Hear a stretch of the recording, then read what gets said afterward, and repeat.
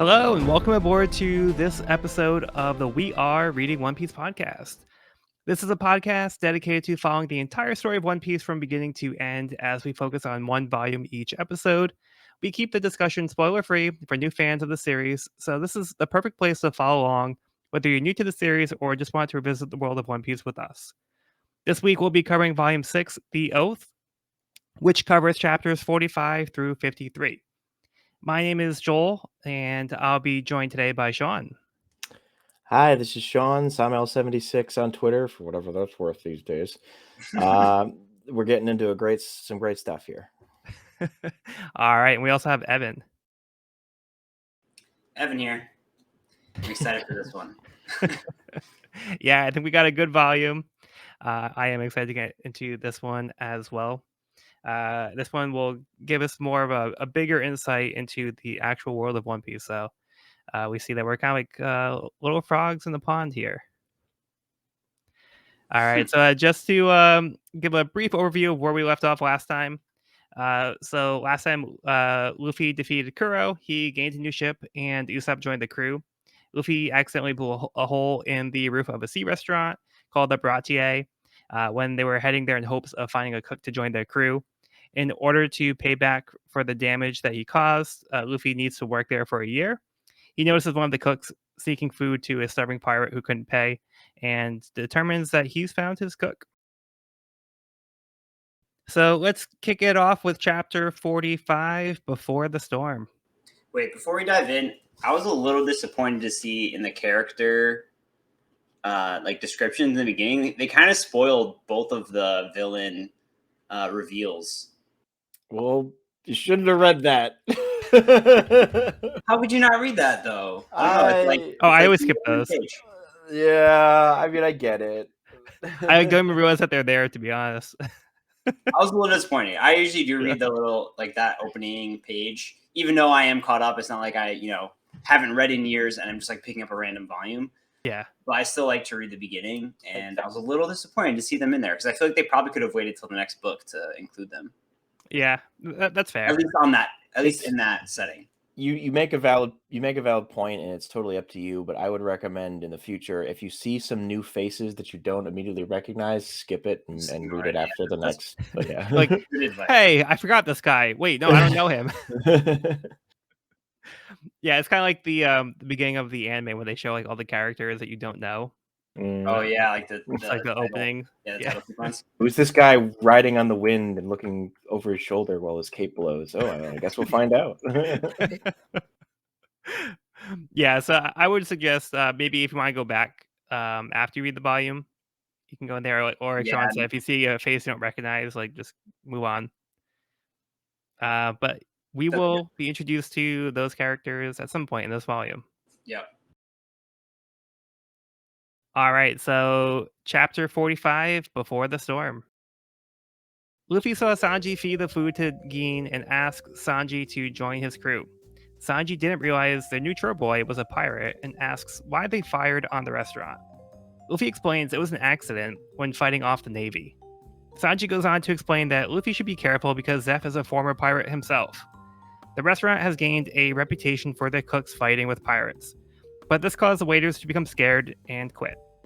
Luffy again asks Sanji to join his crew, but Sanji refuses because he has a reason he needs to stay. Luffy won't take no for an answer and refuses his refusal. Gin interrupts and asks Luffy what his aim is. Luffy tells him he's going to the Grand Line to become the king of the pirates. Gin tells him not to go as he would just be rushing to his death. Over in the kitchen, some of the cooks are telling Patty that he shouldn't have angered one of Don Krieg's men. Krieg commands an armada of 50 pirate crews. Patty stands by his decision as Zeph tells him to get back to work.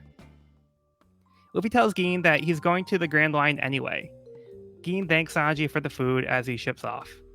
Zeph notices the empty plate that Sanji had fed to Gin, but he doesn't say anything about it as he calls Sanji and Luffy to get back to work.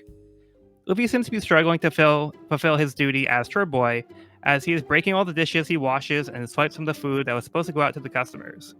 To keep him out of the kitchen, Patty tells Luffy to take some orders. In the dining area, Luffy notices his crew seated at a table while he's working away. Luffy is not happy at his crew as they taunt him. Sanji is smitten by Nami, but Zeph tells Sanji he should just leave to go be a pirate. Gin has made his way back to Krieg, but their ship is in rough shape. Gin tells his captain about how one of the cooks fed him, so he agreed to guide him back there as well. All right, so Sean, you want to kick this one off? This one is great. It's just got some absolute slamming Luffy moments at the start that I just am a big fan of. I decline your declination. Like, is that even declination? Is that a word? Is declination a word? I should know as an English major, So but I good. don't. I really don't. Yeah, I'm not sure if that was I'll also look Luffy's that concern. Yeah. It's just Yeah, it's that's a really classic good. moment. And it kind of does make you be like, come on, Luffy. Like, you just like, no, I've made my decision. It makes you feel a little like a jerk here. Classic movie though. Yeah. Yeah, for sure. Totally in Does not take character. no for an answer. But we get our first real. I love Gin. He's one of my favorite of these side characters in this. He's got a cool look. He's got a cool personality. You're not quite sure where his mind space is sometimes. And where his warning of like, just don't go to the Grand Line. Just stay here. Like, you will die. Like, I barely saw it and I'm terrified. Yeah. Is really it's like, oh, that is ominous as hell. He gives a great description of the Grand Line, saying like he doesn't know if it was a dream or like what part of it was real, and like they really start painting a great picture of the Grand Line in this volume on a whole. Yeah. I particularly love this page in this chapter. Enter Luffy, free labor chore boy. And they give him, they give him a new character title. Yeah, I love character title and intro. So funny. And he is just atrociously bad at everything he does. Yeah, it's like he's doing more harm than good. So just go somewhere else. You can take orders, right? You can at least do that. And he goes over into the actual restaurant and then doesn't even take any orders. Like, he doesn't do anything productive. He actually eats this food that's supposed to go out. He does make he does serve a drink to Zoro. Which is then immediately returned to sender. That was hilarious. Yeah, Sean, do you want to walk us through that one? Yeah, like Zoro's just kind of living it up and like, oh, I guess we'll just have a nice meal here. Why not? Serve us, chore boy. And then Luffy's like, okay, I'm gonna stick a booger in your drink here. And it looks like Zoro's about to go for it. And also, I love Usopp just cracking up in the back, and Nami trying to like laugh. And then he just slams, you drink it. So I love you don't expect Zoro to be that quick sometimes with his loss of direction, but I guess he was aware from the start what was going on. Yeah, I think that's great because he plays along with it. We kind of seen like that kind of like mischievous kind of jokey side with him before, like with the Usopp pirates, how he talked about how they ate Usopp. So he kind of has that like that in him. He's not as stoic as you think, really. Yeah, that's a great moment. And right after that moment, Sanji confesses his love for Nami. Which he will do for many times again and again. Anytime he sees a woman, that's Sanji. Classic. And she just reacts with utter confusion, just like, huh? He had to play it up a little bit. Well, I mean, this first panel here, she just kind of looks at him. Yeah. Oh, yeah. Nami is totally like just going along with it. Yeah, and then like she just knows that she's kind of like working Sanji, and like she knows what she's doing. Yeah, she knows that like Sanji's just gonna play right into her hand. Yeah, it's like one of those tropes I'm not a big fan of. Like the typical like womanizer trope. It's like I feel like it's a really common trope in anime. I will say it gets more annoying and much later on than it is here, but that'll be months from now. It's the ending though. At first sight. What? Love at first sight. I'm sure. And second and third. It is pretty over the top. I like Zeph reestablishing himself a bit more here. He clearly commands the kitchen as well as apparently formerly a pirate crew. Patty and Carne. I love the image of Carne in the when he's holding the knife up to his side and he's got the reflection of his face there as he's talking about how Krieg's pirates are gonna just kill us all if they if he comes back and tells Krieg he was mistreated, like we're all screwed. Like, Yeah. so that's a really cool image. That's really cool. And then sure enough, that is precisely kind of what Geen tells somebody at the end. Well, he says Don Krieg, so it's not looking good. Yeah. Krieg incoming. On that same page, there's a cool flashback. Oh, like the silhouette. We've seen a lot of panels like this, yeah. kind of like a storytelling panel that kind of gives just like a memory or an image over a character, and I think that's just like a really cool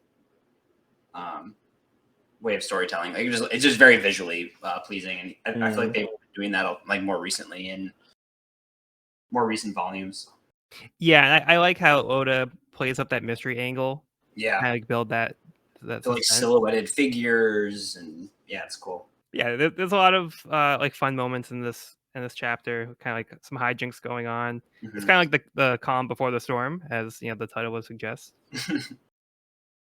But yeah, I also like how Zeph is basically kicking Sanji out, but Sanji's like refusing to go. He's just staying firm. He keeps saying for some reason, but Zeph is telling him, "You're free to go. Like I don't want you here. You suck." So like Luffy's like, "Oh, good. Now you can come with me." But Sanji's like, "No, I'm not going anywhere." Yeah, he said it very like kind of casually. I feel like very casual, like matter of fact. Yeah, I think this is probably a conversation that they have like every day. So Yeah, this is probably not the first time they're having this conversation. And then I also wanted to point out in the SBS. Did you see the whole Django thing with the the goatee explained? Because we had this discussion, which is hilarious. Because I was like, "Oh, this is definitely a reference to Egyptian pharaoh."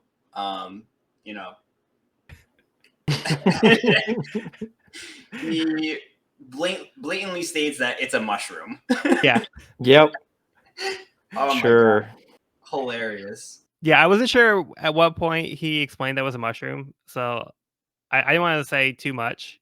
But yeah, it's just like he does explain here that because he didn't bathe enough, he grew a mushroom on his chin, just his chin, I guess. Jeez. But he also mentions that he used to be a dancer, so I think another reference to him being like a Michael Jackson type character. Yep. He even says like, "Oh, I can moonwalk." So then he ate the cap of the mushroom, even though it's disgusting, and that's what gives him his hypnotism powers.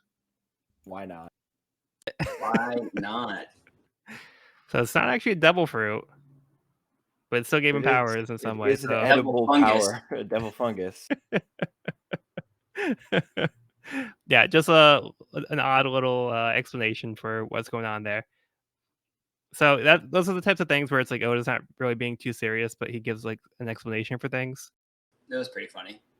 The grand scheme of things, a small little diagram as well. It works, but yeah. SBS is pretty hilarious. I mean, we've seen a good amount of it now, and it's pretty wild. Some of the questions that come in. Oh, trust me, they get worse. They get worse. Yeah. Oh boy. All right. Any closing thoughts before we move on to the next chapter? I think we're ready to bring on the Krieg. Onward. Okay.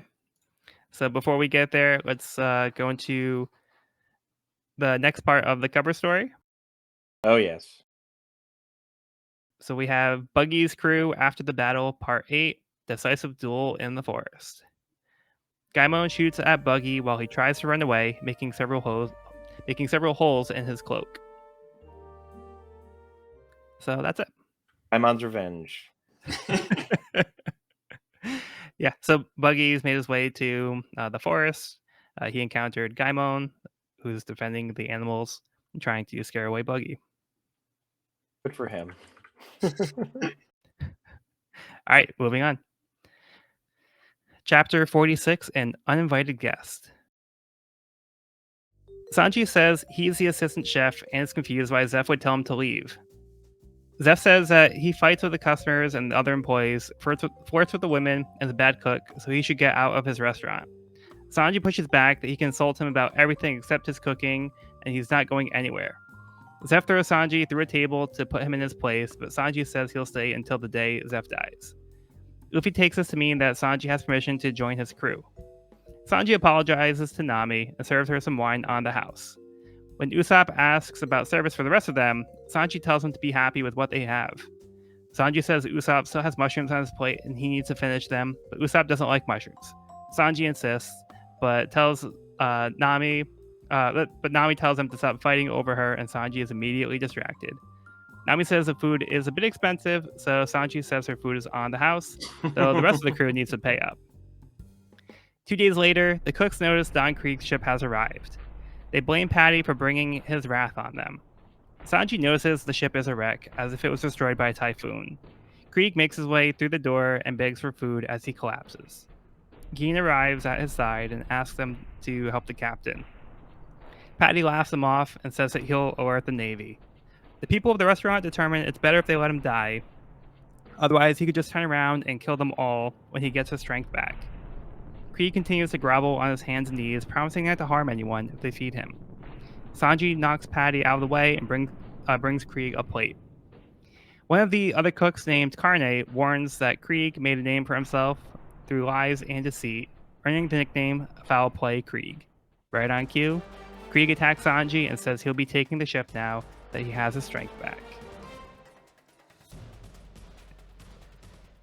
Okay, so we did jump a little ahead in the last discussion, but yeah, with the conversation with Zeph and Sanji, that's like I was saying, I think that's something that they have on a regular basis. That's probably a conversation that they have all the time, and they're both firmly adamant about Sanji wanting to stay, and then Zeph wanting Sanji to leave.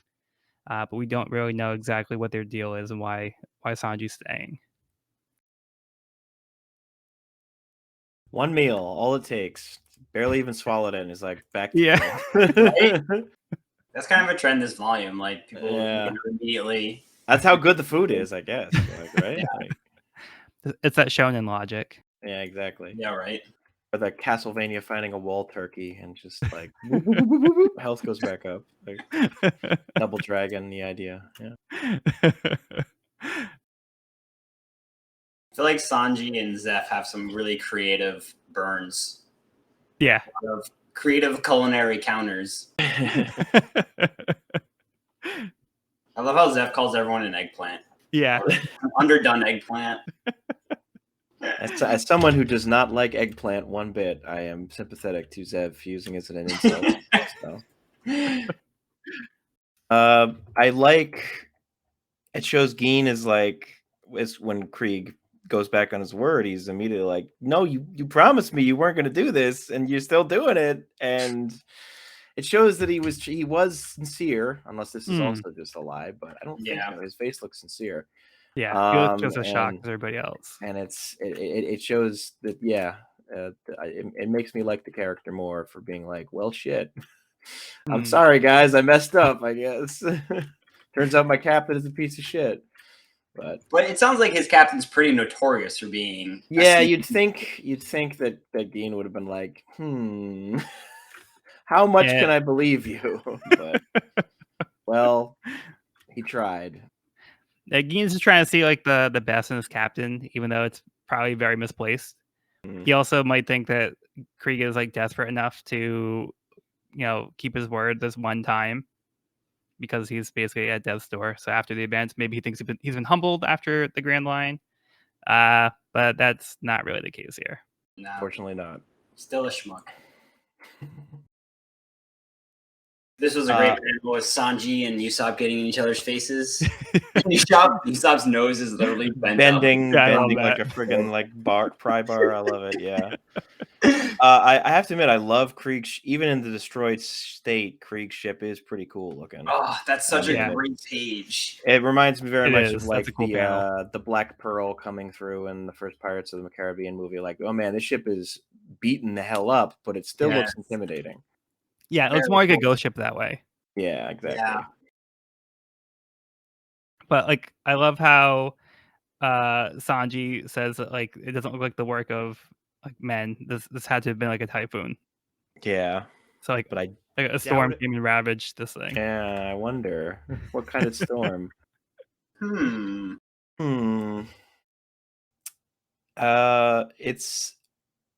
It's mostly set up for the final bit here, but it's still a good one. We get more of Sanji flirting with Nami and her continuing to just string him along for all he's worth, enjoying her free drink of or grand marinade as a digestive or a fruit macedoni. I don't.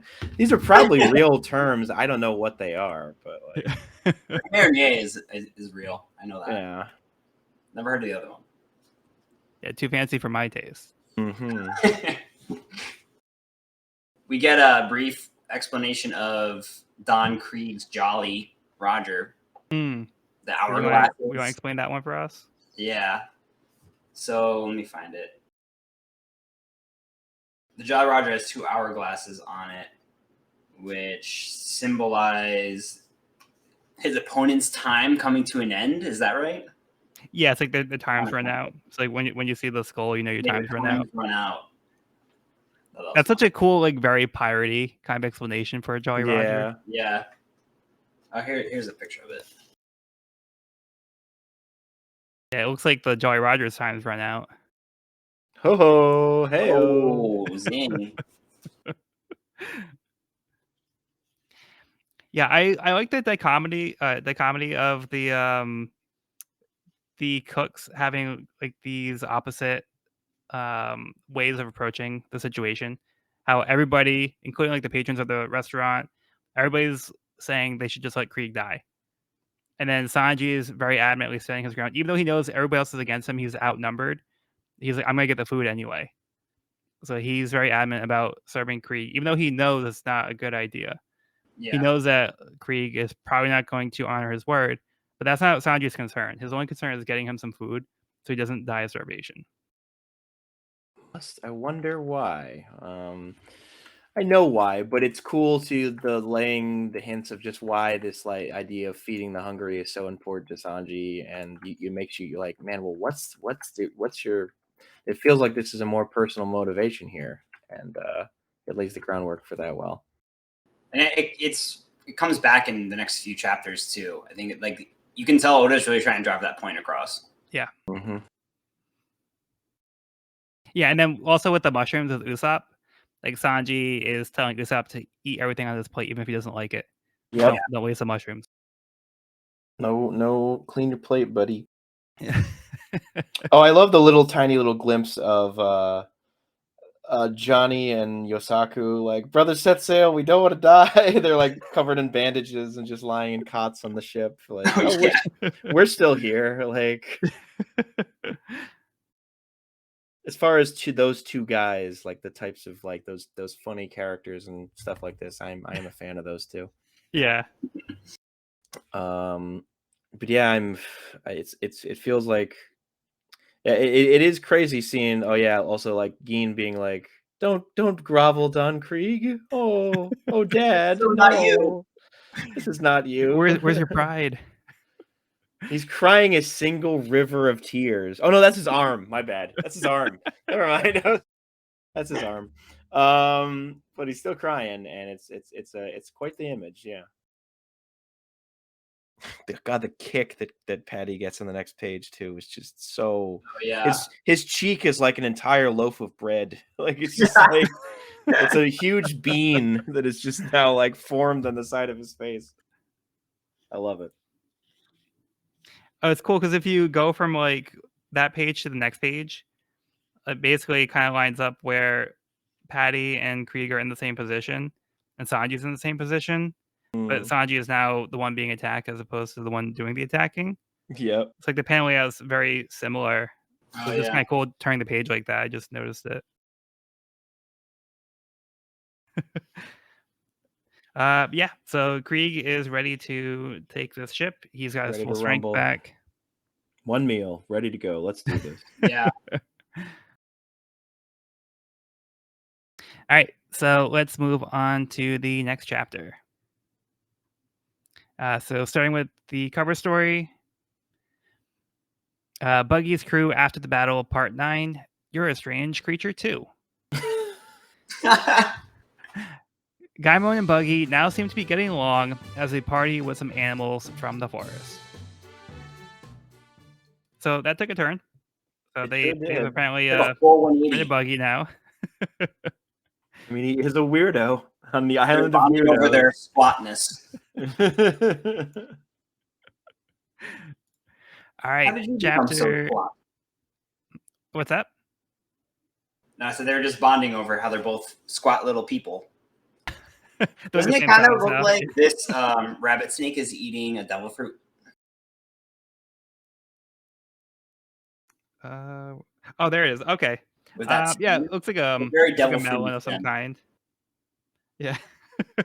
I didn't even notice him though at the bottom. right? Doesn't it? I did just notice he has like a fluffy rabbit tail at the end as a snake. Okay, chapter 47, The Don's Offer.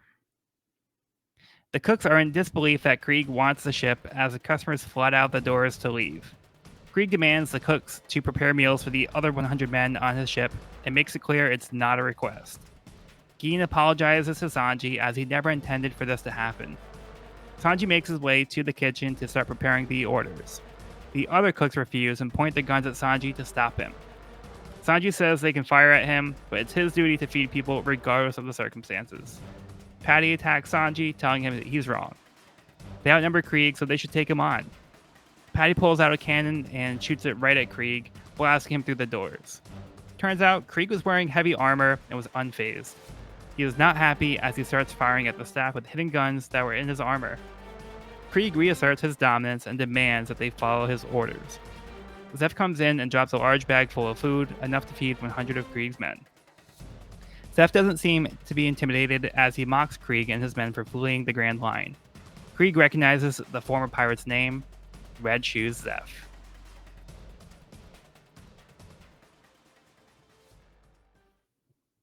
All right, Evan, what'd you think of this one? It's getting heated. I think in this chapter, Luffy kind of has a moment of realization of Sanji's character, which seems to kind of be a trend with his crew building tactics. He seems to like have an idea and ask someone to be in their crew, and he's immediately rejected in pretty much every circumstance so far. Yeah. It's pretty much an immediate no. And he still kind of stays resolute in that decision, but I feel like there's usually a moment, at least with Nami and Zoro, where he kind of sees them like sticking up for what they believe in, or like staying strong and kind of showing like a strong character trait, and respects that. And you kind of see that moment. I think there's kind of like a moment of like, I think this is the cell where he's kind of just like, he's like, all right, I see you, I get your spiel, and I respect that. Yeah. And I think this was that moment for him and Sanji where they kind of had like a bonding moment. Not just I would even say like indirect bonding. Yeah, I would say even goes back even further, even to like when he saw Gin getting the plate. I think that was a moment for Luffy where he's like, all right, Sanji, like I like your character and like you're the person that I think is gonna fit good for my crew. Yeah, I think these are moments that like reaffirms that, and like Luffy is definitely noticing Sanji sticking up for his beliefs here. When all the cooks are pointing the guns at him, Sanji's not backing down. Like he's ready to die for like this belief. right. Like they're not going to shoot him, obviously, but I guess like if they're that desperate, they don't want Krieg to kill them. But yeah, I think Luffy at least can recognize that Sanji is willing to go that far for Yeah, his belief. putting So his neck Luffy on the respects line. that. Yeah, But that's a cool panel. Both of them when they like pull up the guns on him. yep. And then when he's very like Yeah. John arms Woo out. like, or like very movie pose almost. Like Yeah. it's not quite a Mexican standoff because Sanji does not have any guns, but it's a Barati standoff, Yeah. karate standoff. I love Patty's meatball launcher. This Yeah. that he just pulls out of his ass. Oh wait, no. He has like it wrapped up, but I don't know where he gets it from. He kind of just walks off and then comes back and after they hold Sanji down. Yeah, Oh, did he? Yeah, he has like wrapped up or something over he has it here. wrapped up, but before that, he see it's like Patty, hold him down, and then he comes back. I assume he walks into like another room. There's like a minute there where he walks in, Yeah, comes back out with the meatball launcher. it's like if you need your meatballs real fast, like he can get them to you, or if he needs to fight somebody off. Yeah, either way, Yeah. it definitely has I skills. appreciate Patty being like, "Hey, look, I know you feed like the people that I chase out of here, and you know what? You might be right to do that a lot of the times, but not this time. This guy Yeah. is too much." It's pretty surprising introspection from a character who likes calling people squid face or whatever. um, But I do think that's an interesting point. How he does concede to Sanji, like feeding people, even though he's been like chasing them off. So he can at least like see that much. But at this point, he also is firm in his beliefs. So you have two people who are being very firm in their beliefs and how to handle the situation, Mhm. but mm, they're on opposite sides. And it's weird because I feel like they both agree with each other, even though they're kind of going opposite ways. Like they And both kind of point out the fact that like I understand where you're coming from, you know. okay, so you're saying like they like understand each other's perspective. Yeah, they're still like resolute in what they want to do, but I feel like they kind of understand the other person's perspective. Hmm. Yeah.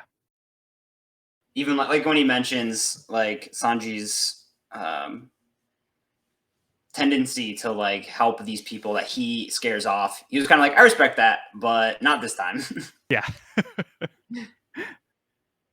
I I do think love he like doesn't like this guy. He just feels this need to help him in this situation because he's in need. mm, You know, it's definitely Yeah. nothing personal for the person. It's more of his own personal belief of, you know, he sees a pirate in need of a meal and he feels obligated to provide them with that food. Yeah. He sees it as his duty as Yeah. a chef. Yeah, if somebody's hungry, he feeds them. It's that simple. He doesn't want to get too complicated with it. Right. I remember it's something I remembered as a kid, and Krieg's description of his various gear, specifically his Woot steel, which as a kid Yeah. I assumed was just some made up term in the One Piece universe. It's not. It's a real thing.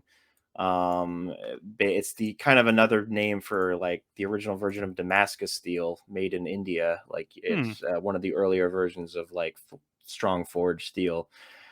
So Krieg is packing some like actual historical quality armor here. And Interesting to know.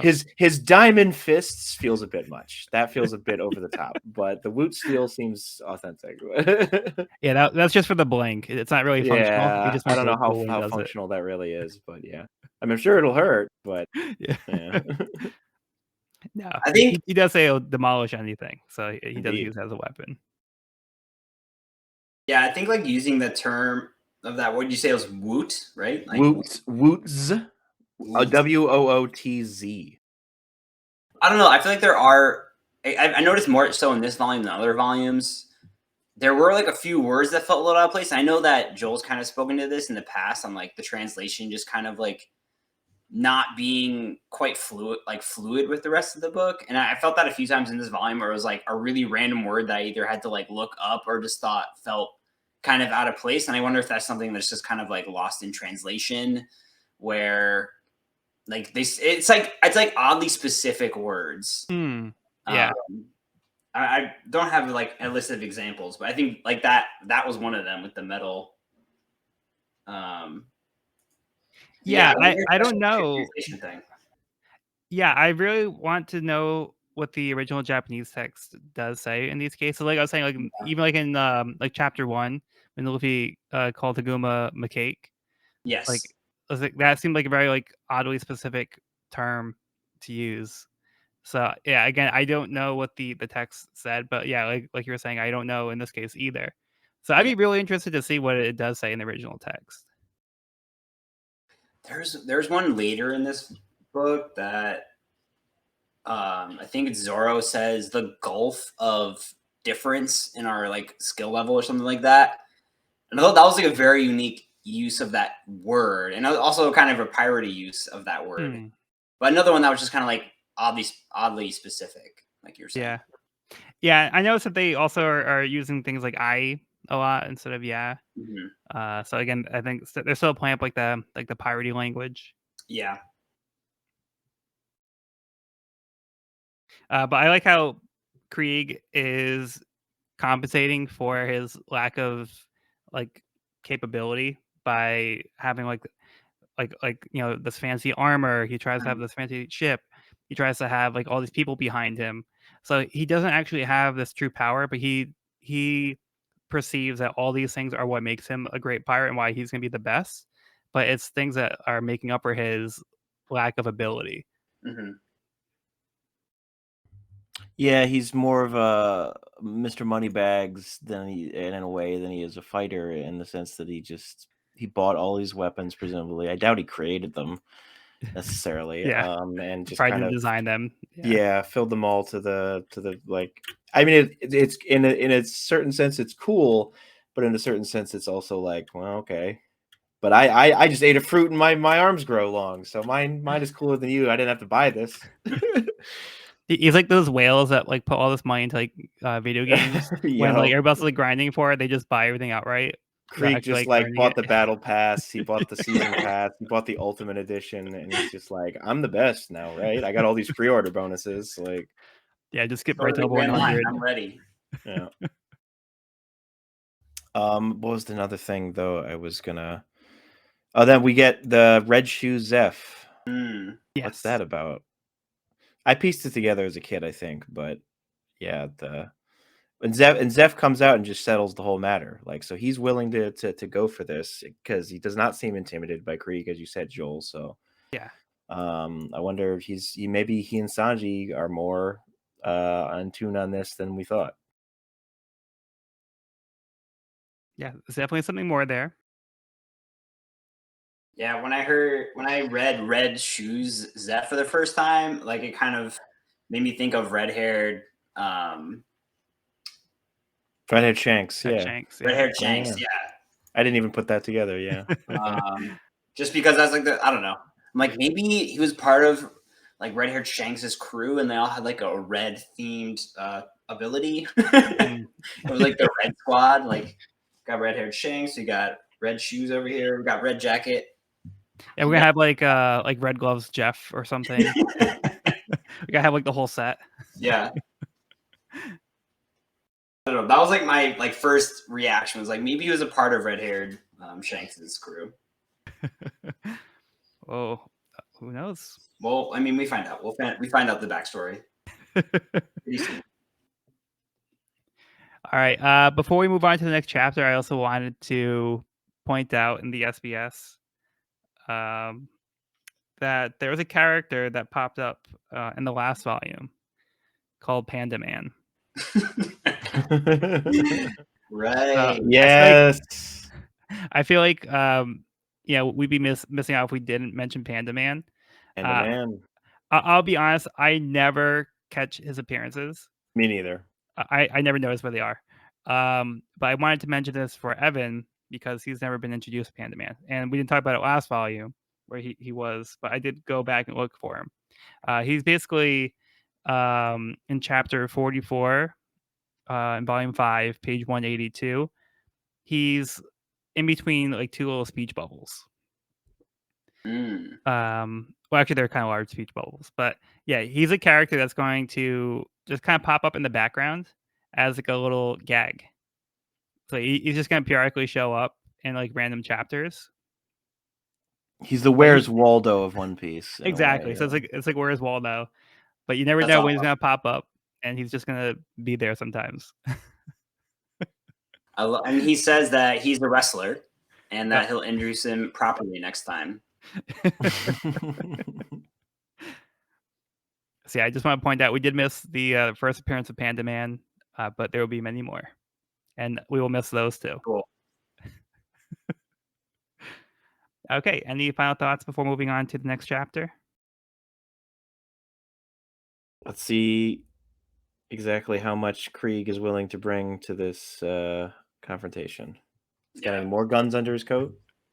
Yeah, I hope they have more shrimp cannons, Yes. meatball cannons. Meatball cannon. I also thought it was interesting to note that Krieg says he's never lost, but I guess he wasn't counting when he was on the Grand Line and came back with his tail between his legs. So, not sure if he's just saying, "Oh, that was like a real fight." I was that one didn't steel count. cannon. Yeah, just wanted to call him out on that one. How could you call At this point, we don't know it was a fight at all. Well, we know he came back. You know, Being bruised for sure. Yeah. So something did not go his way. Yeah. Chapter 48, Steer Clear. Krieg, I'm sorry, actually, Buggy's crew after the battle, part 10. Farewell to friends. Buggy says a tearful goodbye to Gaimon and the forest animals as he departs once again on a small raft.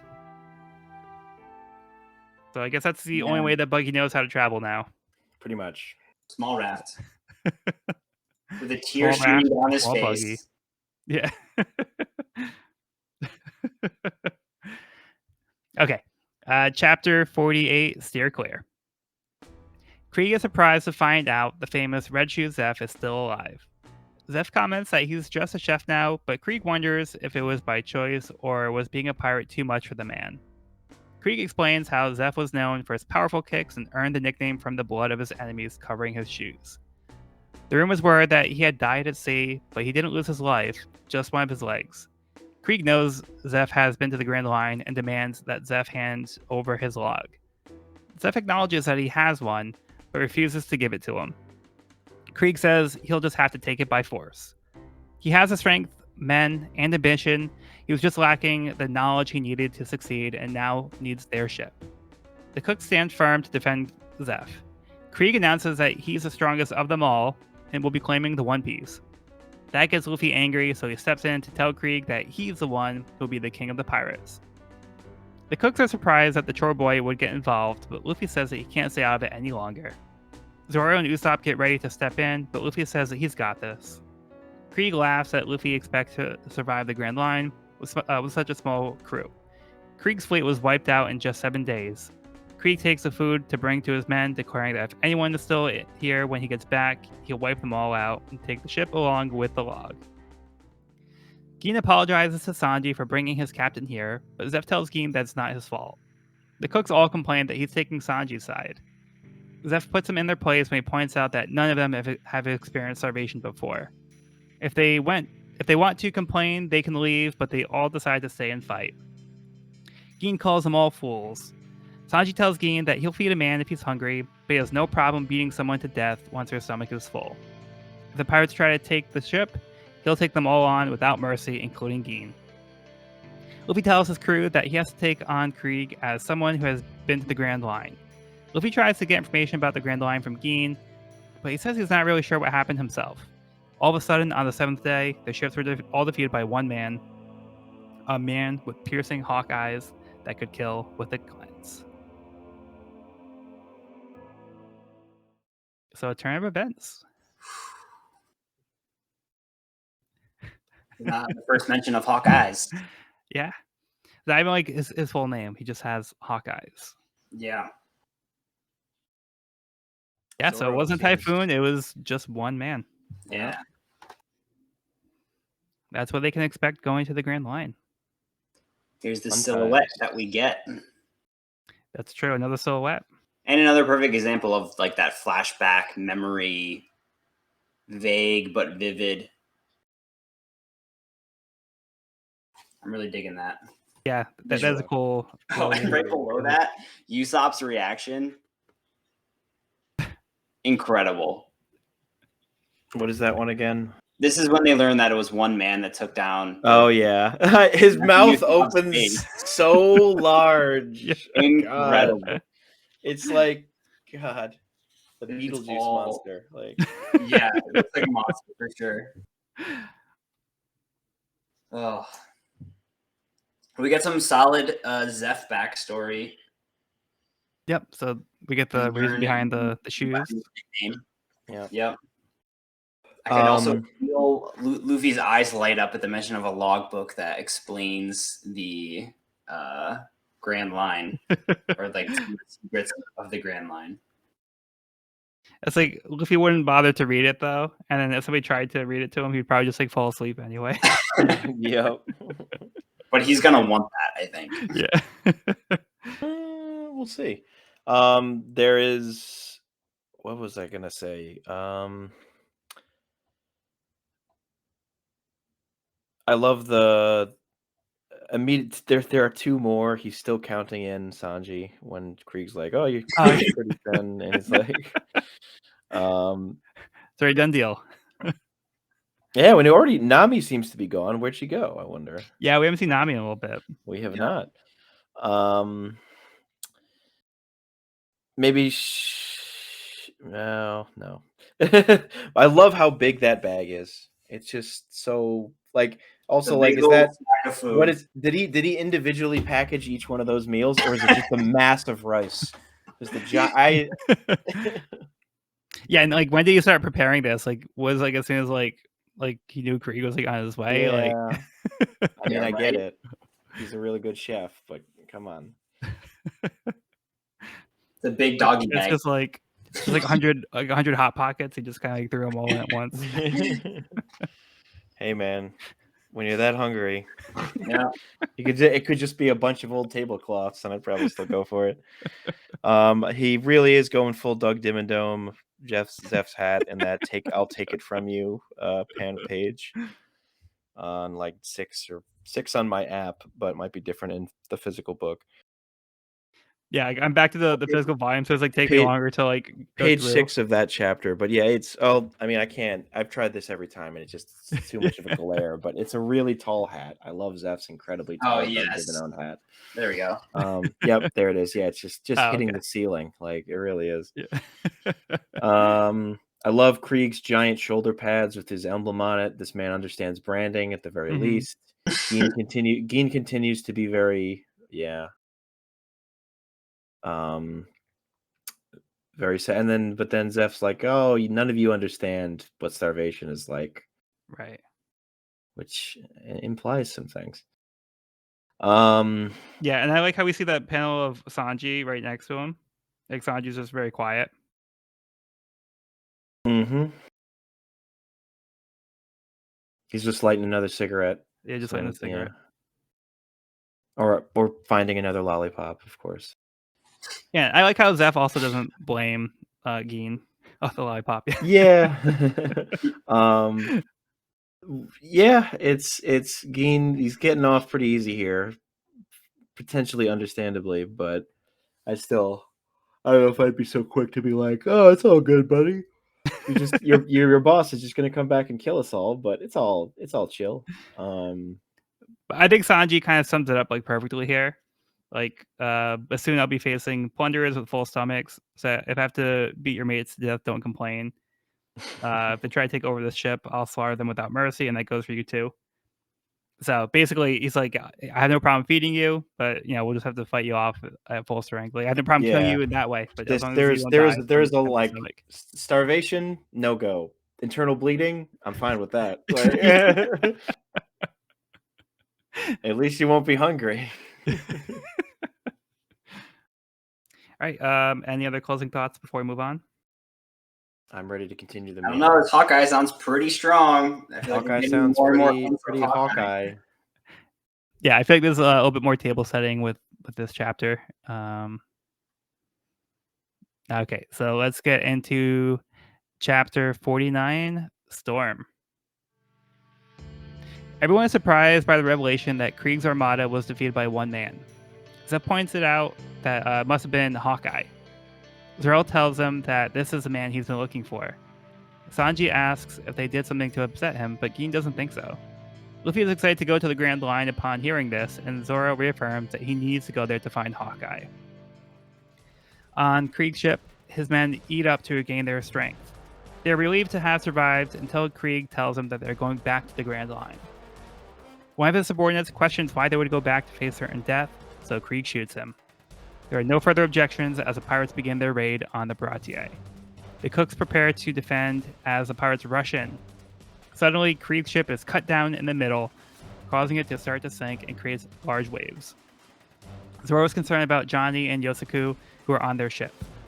They are in the water, swimming over as they tell Zoro their ship is gone, along with Nami. She sailed off with their ship and all of their treasure. At the same time, Hawkeye has arrived. Da doom. Dun dun doom. Oh, that's where Nami is.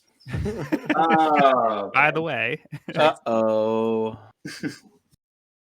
This one goes. This is a pretty quick chapter. But Yeah, it goes there's some briskly. pretty crazy things that happen. there's some really good stuff in this chapter. And this is also the chapter where Zoro says, the day he decided to be the world's greatest swordsman, I gave myself up for dead, which is pretty serious.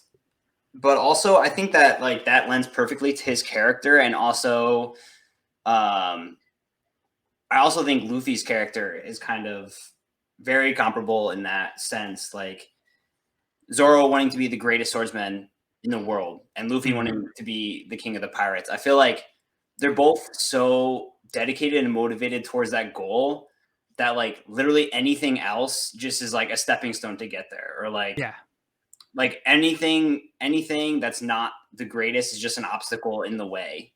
And I think it leads Zoro for his hunt for Hawkeye, and like Luffy with being like, yeah, I can take on this pirate with who am I thinking of?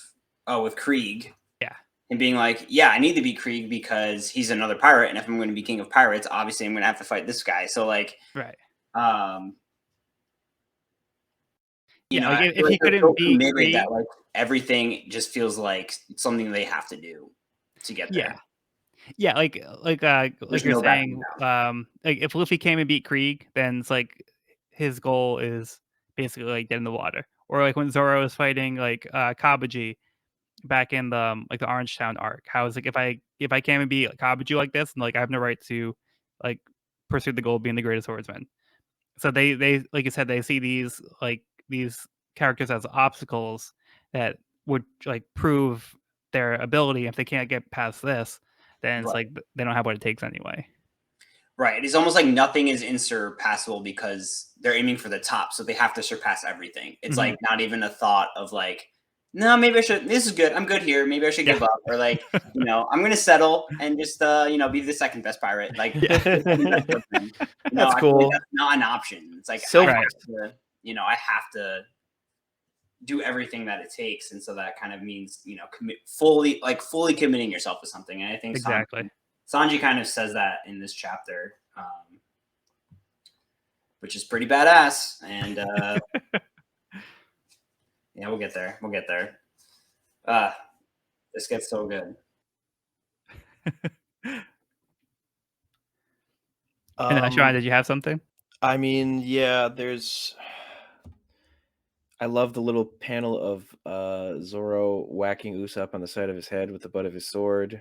As a man, I must agree. Stonk, right. And I mean that last, well, not to rush to the end here, but that the double wide panel of the ship getting cut in half is just, there's so much detail. It's amazing. Super good. Yeah, I was honestly a little confused because I had no idea what to expect or what was causing the damage. And so like my first impression of this panel, it almost looked like a giant creature was kind of like pulling the ship down. Yep. Because you can see these like almost Talon looking features on the ship. So I thought it was maybe like a giant sea monster that was just like devouring the ship. and those were That's like just talons or yeah. something. That's actually just part of the ship, but Yeah, but that's actually it's just a detail of the part of the ship because it's kind of like has this almost like panther, I don't know, jungle cat kind of Yeah. yep. masthead, and then like these big like claws coming around. I mean, I find out soon what actually caused it, but like there's no clear rhyme or reason for the ship kind of imploding. You know? Yeah, and everybody else around them is confused too. So Yeah, you're not everyone's the only one. confused. Yeah, I kind of thought it was like a giant sea creature at this point, just because which is totally I thought the understandable. giant talons might have been something. Yeah, because we didn't know exactly what took place and like what's Right. happening now. Is like something else coming up? Like, and it's like then we get the like reveal at the end. We see like that Mihawk follow them here. Yep. Yeah, everybody else like thought there was like an explosion. Like, Krieg's mouth, it's almost as big as Usopp's when he says what happened. yeah. Yeah. Um, I mean, Usopp goes out of the cell. yeah, he's got him beat a little bit. Amazing. And Some gaping mouths on this page for sure. I think Krieg's teeth are as large as like my fingers, like at least as long as my fingers. I love that. I don't have a ton to add on like just exactly what happens. I mostly I just point out art details, which I feel a little bad about, but it is kind of No. just like I want to get to next chapters where the action really. Oh, so good. But I do love the one of Krieg's crew members just says "war" on the back of his shirt when they're partying about. It's just like I okay, see that one, yeah. that guy knows what he's about. Like, and there is a little detail though, maybe tying into the whole jungle cat aesthetic that never quite coalesces in a way or isn't really brought up directly. But after they finish eating, they all like howl like wolves or cats or something, I suppose. So And when Creeks first Giant enters, he roar. has like a leopard print shirt. he does, yeah. Hmm. Yeah, and there's this other guy too that has like polka dots on his shirt. So Subtle. Yeah, something there going on. They're not quite as into the theme as the Black yeah, Pirates, or the buggy pirates, or the Buggy Pirates. It's good But, stuff. I mean, what, he's got 5,000 men. I mean, that's got to be it'd be expensive to get costumes for everyone. Exactly. Yeah, actually, I just noticed this other guy too. Evan in the volume, it's page 95. Mm-hmm. There's a guy on the left hand side that looks like he has like a cat hat on or something. Oh yeah, like a little leopard hat. Like a leopard hat. Yeah, I don't know what that is. Oh yeah, or it's like polka dot panda man. Yeah. So yeah, maybe that's kind of like they're low key, like not really committing to that theme, but they're like Little this is bits of flair. kind of our brand. Yeah, a little bits of flair. Yeah, a lot of these chapters like are kind of leading into like they're building. A lot of these are kind of building on each other. So I think this is where it works well, reading it in a volume as opposed to if you're going like week to week, because like it's we're basically getting the full story for like what's going on as we read. So I think it works better in that way. So yeah, on an individual level, some of these chapters are a little bit lighter on like plot details, but there's a lot of like building going on, or just like little moments in between, or like things that people were saying. But as for plot wise, there maybe not so much to talk about. Yeah. We get a little Nami send off at the end. Yeah, it's very Nami. Very Nami. See you later, guys. Bye. Yeah. I'm gonna take the treasure and go. Yeah, so long. Give the others my best. Tell them I hope we meet again. No hard feelings, right? Yeah. Water under the bridge or water under the ship I stole. Yeah, the merry go's been fun. That was cool. Yeah. I guess we'll never see Nami again, ever again. Yeah, I really thought she was gonna be like a full-time member of the crew, and then she just like takes off, and it's like, oh, okay. Oh, okay. Yeah.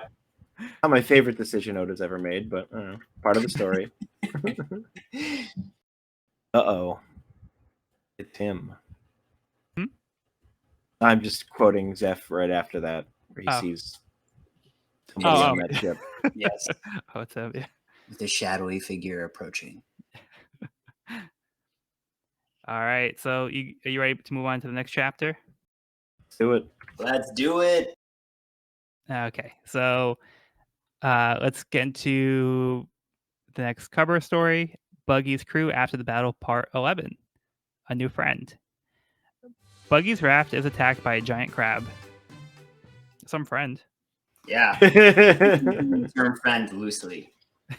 Although the crab does have a really big smile. Yeah, so this is just his way of saying hello. Okay. It was a pretty shabby raft, so did not take much to get it. Chapter 50, A Parting of Ways. Everyone is confused as to what happened to Krieg's ship. Did something explode? Johnny tells Zoro and the others what happened with Nami. Nami is looking at a wanted poster, but the bounty hunter is warned that Nami should stay away from that one, even though the 20 million berry bounty reward would be nice. Nami begins dragging the treasure from the bounty hunter's ship, but they tell her they aren't planning on staying on the Mary. Nami needs to change her clothes, so she politely asks them to turn around before pushing them overboard.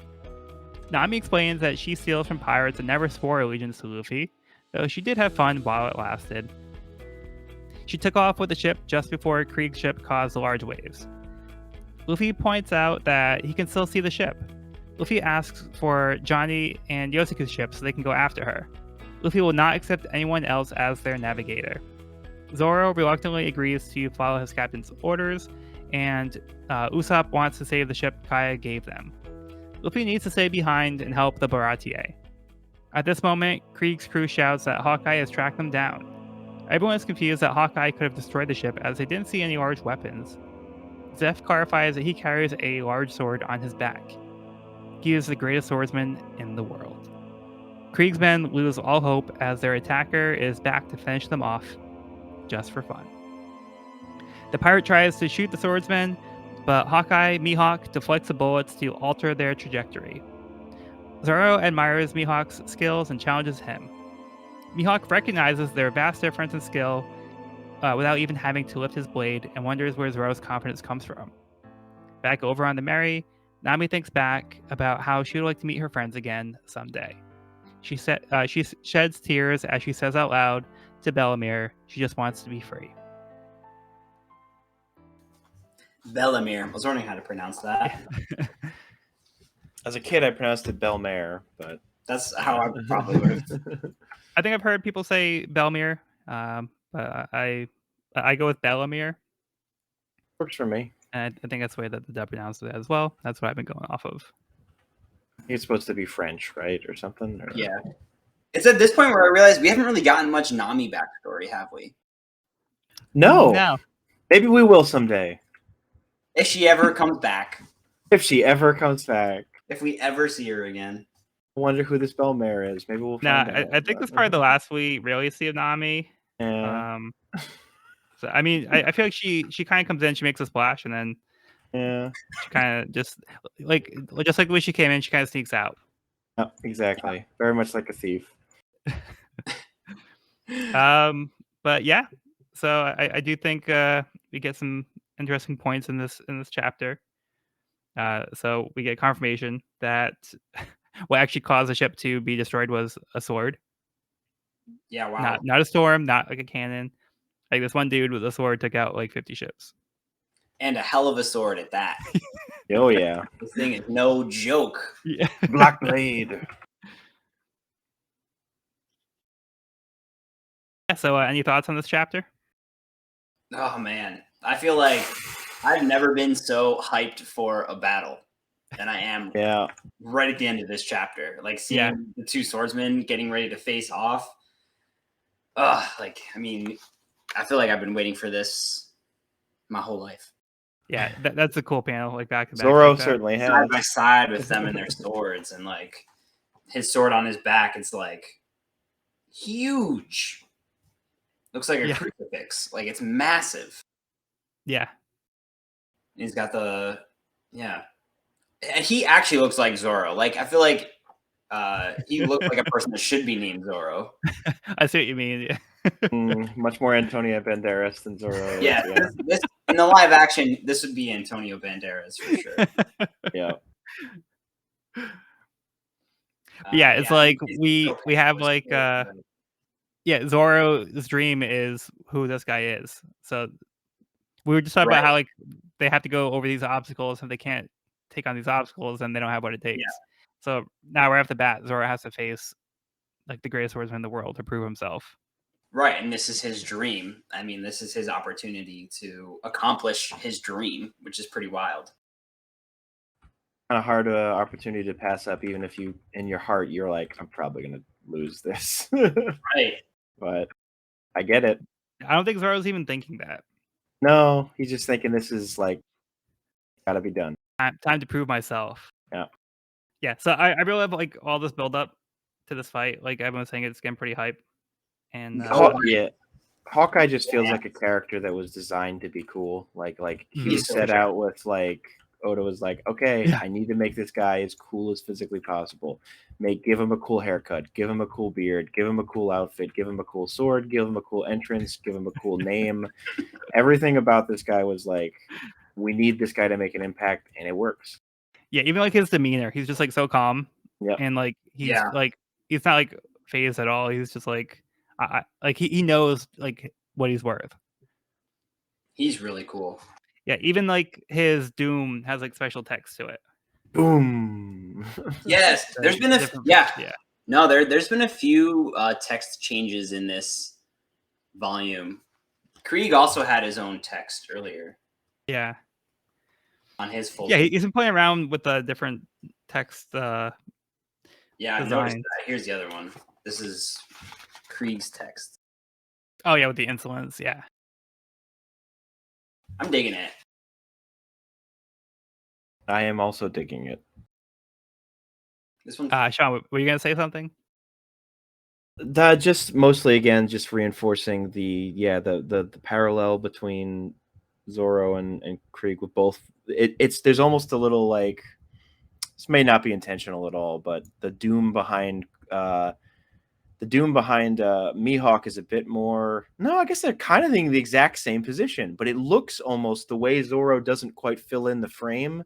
It looks looser, but they're otherwise it's exactly the same position. Looking at the lettering Oh, there. okay. Yeah. Side by side. Yeah, I think so. Yeah. Sorry, I alt tab for a moment. Yep, that's the one. Yeah. And then finally at the end there, man, that is just. We see like the suit, like the incredibly over the top. Not that it's not incorrect, but the anguish cries of like Usopp, and you're like, okay, buddy, Captain Snotville. But at the end here, Nami's face is just heartbreaking. Yeah, Yeah. she's really tearing up. Yeah. Waterworks. So clearly something is going on there. Though again, we'll never see her again, so who knows? But this is, I don't know. Like I said, we haven't really gotten any backstory from her. And at the end of this chapter, she says, I can't wait to be free, Belmare. So, like, it's definitely a hint. I mean, it seems like an obvious hint towards her background. Like, maybe she's a thief because she owes a great debt to somebody. I mean, that's how it feels like. But Well, going back to volume 2, she did say that her goal was to buy a certain island. right. Yeah. You're right. But we really haven't gotten much detail on her backstory, though.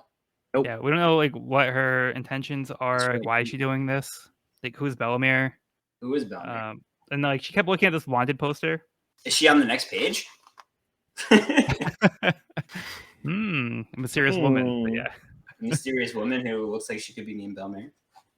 But yeah, like Nami was like looking at this wanted poster like in the last volume as well when they dropped the wanted posters on the ground. She picked one up. Yes. So this wanted poster really got her attention. Thoughts? Well, I have thoughts. No. Yeah, so I don't know how much. My thought was like, I don't know. I feel like it would be wild if it was like Shanks. Oh, yeah. That would have been a twist. Because that would be a good twist later on. Yeah, see, this is where it's And fun I know that because he's a pirate you that can probably speculate. has a large bounty, who's relevant to this crew. Yeah. So that's my guess. Yeah, maybe like Oda's trying to hide something from us that like he doesn't want us to know yet, and how it's gonna come into play later. So yeah, this is where it's like fun because you can kind of speculate and you can start throwing ideas out and see where you can start putting the pieces together and kind of see where things are building towards. Yeah, I feel like there aren't really any hints, so I'm just kind of a There's blind a guess. few. There's a few, but There's a not few. much. You'll see. Yeah, you It'll think I a think we month talked from about most of them. a month or two from now you'll understand more. you think it should be obvious who she's looking at? Oh no. No, not that. No. Now I'm curious. Now I'm real curious. You're talking about the main dish is all I can say. Ooh, damn. You gonna hit me with that? We're heading to that. But yeah, great stuff. Yeah, this is really. He blocks so he doesn't even cut the bullets in half. He just deflects them, and they keep traveling. That's the wild part. Is that the idea that like he doesn't even just like ding ding ding ding ding ding, ding them away or something. He just is like move them to the left a bit so they dodge my face. Like that he basically like doesn't like have to move his arm that much. He basically has a sword in place and just kind of like tilts it at an angle that they'll just bounce right off. Yeah. So. Yeah, and that's like, the comment Zoro makes. Yeah, like, exactly. Well, he says Zoro says deflected, but like in my mind, deflected means like ding, and then they fly back at the sender. But like he doesn't even. Here's the thing with Mihawk, I feel like is he doesn't even care enough to send it back to them. Right. He's just like, please don't disturb me. I'm sitting down and thinking. Like that's all it is. Doesn't he mention like the subtlety of it? The subtle sword work is the best way. Without subtlety, a sword is but an iron bar. Right. Yeah, everybody else thought that he missed at first. So like he made it look like they just missed, but he just like deflected at an angle. So like the bullets kept going. Yeah. Reading this through, my eyes are like I'm like fully invested in this book at this point right now. I'm like so ready for this swordsman fight. Like I'm so amped. Like I feel like this is the first time there's been like real stakes with an opponent because I feel like he's clearly established himself as the most formidable opponent that we've seen so far. He's completely he's sidelined Krieg in his own arc, which tells you right? Totally. I was like Krieg's fun, but he's like I don't see him being like a formidable like opponent in the long run. Like, but right. But when Hawkeye makes his appearance, like I don't know, there's a weight to it, and it's more serious. I feel like there's more at stake. And he is, the ultimate opponent for Zoro. Like this is his moment to achieve his dream of becoming the greatest swordsman. So in a certain sense, I'll say, like, I don't want to jump ahead too much, but it is in a kind of a way, it's a weakness and a strength of this arc in that Hawkeye just feels kind of disconnected from all of it. But that's also the intention, is the idea that I like it is Hawkeye doesn't care that he's interrupting Krieg's grand plan. Yeah. He doesn't care that like this is Krieg's moment to be Krieg and rah rah rah. It's like he's just doing what he's here to do, and if that interferes with the storyline, it doesn't matter. Like the world goes on. I love that. Yeah. And I think as the reader, you really get that because like Zoro's about to leave. He's about to go after Nami with Usopp. Yeah. And they're almost like interrupted, and he's like, "Wait, who just showed up? Oh wait, I gotta stick around." The guy I've been chasing for years now. Yeah. Like, okay, well, shit. Yeah, it's like it's definitely upping the stakes here because we're getting ready to go to the Grand Line. That's where they've been trying to get to for the past few volumes now, and we see Krieg coming back, so we know Krieg isn't the toughest out there. So we already know not to expect like the most out of Krieg. Totally. And so now we see who defeated Krieg. So now we can get a better sense of like how big this world is because we've seen how easily like Zoro and Luffy have been able to take on like their opponents so far. But now we're getting these people who are showing up that are like way stronger than anybody we've encountered so far. So with Mihawk, he kind of gives like a taste of what to expect on the Grand Line and what kind of characters we're going to be running into. Yeah, it makes this battle very exciting. It feels like like I said, the first battle with like real stakes, Yep. Shit's about to in the words of Martin Lawrence, I believe, shit just got real. Was that Will Smith? I can't. Oh, I feel bad. No, I think it's Martin. I'm not gonna fact check you. I'm just gonna take your word for it. But yeah, I also like how Zoro is like eager to like step up and face Mihawk. Yep. Like he again, Zoro is Got gumption. basically like I'm ready to prove my worth. I can take him on, and like Mihawk's like, where are you getting this confidence from? Are you Who just are like ignorant? And This is Zoro's like like, no, it's ambition. yeah, this is like an amateur boxer league goes to like a Muhammad Ali fight. And it's like, I'm up next. It's My like, chance. Straight ticket to the top. Watch out, let's future do champ coming in. Everybody, watch out. What's that, Mike Tyson? No, it's Dave Styles. So it's just like I don't know, like Jimmy Scrambles coming up. Let's do it. This will end great. Oh man. All right, let's move on. That's Chapter Buggy's crew. After the battle, part 11. No, I'm sorry, part 12. A woman of mystery. A mysterious woman fights off the giant crab and saves Buggy. So somebody Bellemare comes saves in, Buggy. saves the day. Bellemare, it's her. Maybe. Bellemare confirmed. I don't know. I would All right. recommend continuing to not know. Probably super wrong. I don't know. When I heard Bellemare, I thought like Bell as in like woman and mare as in sea.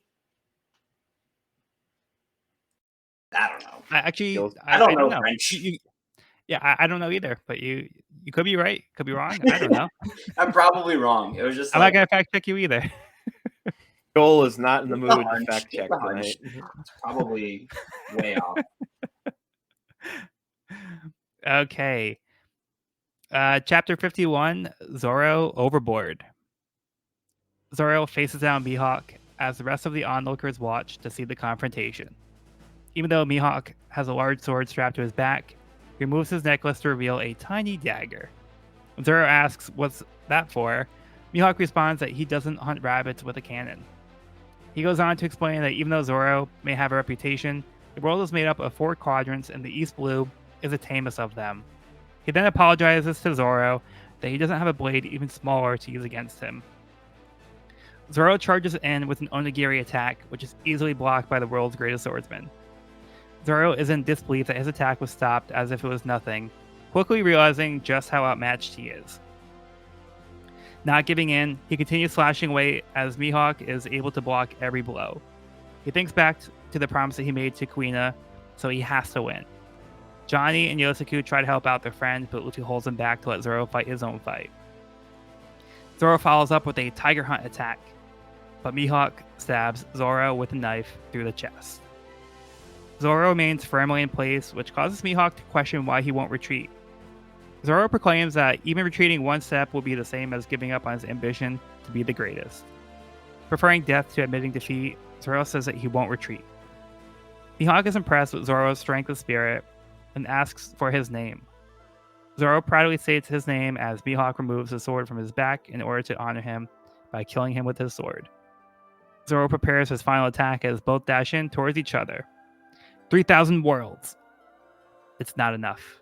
Mihawk breaks 2 of Zoro's swords as he cuts him across the chest. Zoro knows that he is no match. He spreads his arms as he faces Mihawk, prepared for death. He exclaims that wounds on the back are a swordsman's shame. Magnificent, Mihawk remarks as he slashes Zoro across the chest once again.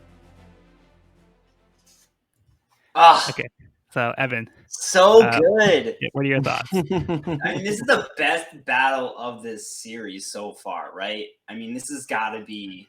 It's kind of my favorite chapter of the entire series. Like, it's got to be. That was my note too. I said this is my favorite chapter of the series. It's so good. This is where everything changes. This is where the whole series kind of turns on its head, and you're like, oh, yeah. Incredible. And I think, like, in this chapter, Mihawk puts himself at a disadvantage, which is something that we've seen Zoro doing in previous fights because he feels like the superior fighter and knows he's a superior fighter, so he handicaps himself to challenge himself, essentially. Yeah. Like, if I can't beat him with this little knife, then then who am I? Right. And so to see that happen to him, like have someone, not even wield their sword and fight him with like this little dagger, which was like the little cross pendant around his neck. I don't know. I just like upped the stakes so much, and the whole battle was. I was like, I was so invested. Like, I was so glued to this book. I was just like, nothing else was happening. I was like in this fight. It was so good. Yeah. And Luffy, I feel like where is the scene? Hold on. Luffy, when he steps in and is like, no, let him have his moment. This moment, Yeah. when he puts the brothers' heads down. Yeah. Yeah. That was me reading this chapter. Like, I feel like that summarizes my emotions reading this chapter. I was just You're like, Johnny and come Yosef. on, Zoro, like this is it. Let's go. Man, so good. And then when he's bested and says that he wouldn't give up his back because that's like a swordsman, a sign of weakness for a swordsman to have wounds on your back. So badass. And then the reaction from Mihawk is magnificent. I thought that was such a good line. Like, the first, so good. That feels like to me when he says magnificent to that's the first blow Zoro landed the whole fight. That's the first time he hit Mihawk. Yes. That, like, if Zoro had just been like, oh shit, whatever, kill me, I think that wouldn't have been enough. And Mihawk was like, whatever, pathetic. But by being like, I'm just gonna like he recognizes for a split second a kindred spirit, which leads to later developments. Yeah, it kind of like raises an eyebrow. Yeah, it's the only time he actually kind of lands the tiniest of blows in a way on Mihawk. Right. And it's like a psychological really blow, the way you put it. Psychological blow. I think that's a great description because he does make that move, and he gives in essentially to say like, you've bested me. He like accepts that and is willing to suffer the consequences, and he tries to do it in the most honorable way possible. Well, he also in his internal monologue after he says, "I prefer death to defeat," he's like, "What strength of spirits?" So he's surprised there too. Yeah. And he even I don't know what the implication of this is, but when he does his three sword style secret move, Mihawk is sweating slightly and opens his eye, and there's an exclamation point. Is that him being like, "Oh, okay, that's cool. I'm still going to beat you. I still can beat this, but that's a cool move." I don't know. I noticed that too. I thought that was a cool little sweat, like a bead of sweat, just kind of being like, okay, this guy is no joke. I think it was like a modicum of respect. Yeah, I guess so. What do you think, Joel? Yeah, I'm looking at it right now. I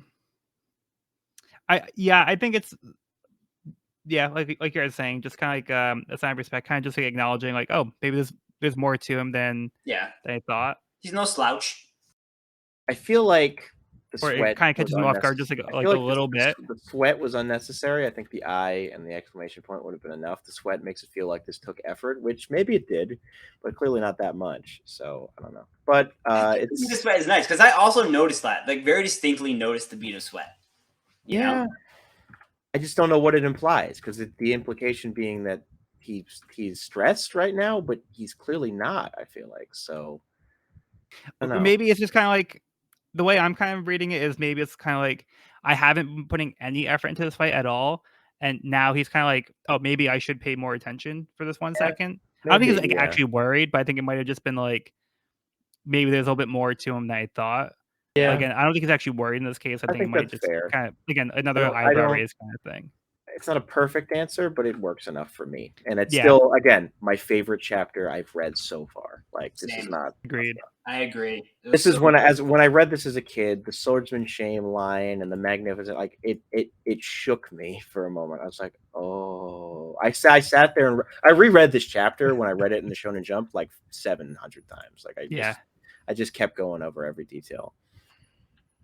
I was instantly, I was like, I want to know more about this guy. I want to know his life story. I want to know everything about Mihawk. And guess what? You don't learn that much about him, and that's good.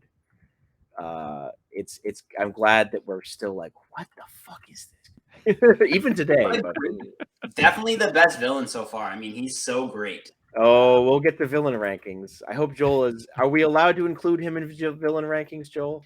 Mihawk will not be on the villain rankings. See, I knew he was going to do this to us. Yeah. No, God damn it. Mihawk. I don't consider Mihawk to be like a true villain of the arc. He's more like an adversary, and an obstacle, but I don't think he's a villain. He's not here to Cause basically trauma and death. Yeah. And ruin it. If they had left him alone, he would have left them alone. So yeah. Yeah. So Zoro challenges him. It's more like a challenge for Zoro, not necessarily like a villain for an arc. I get you. He's too cool. I mean, we all know he'd be number one right now, but He'd be number one.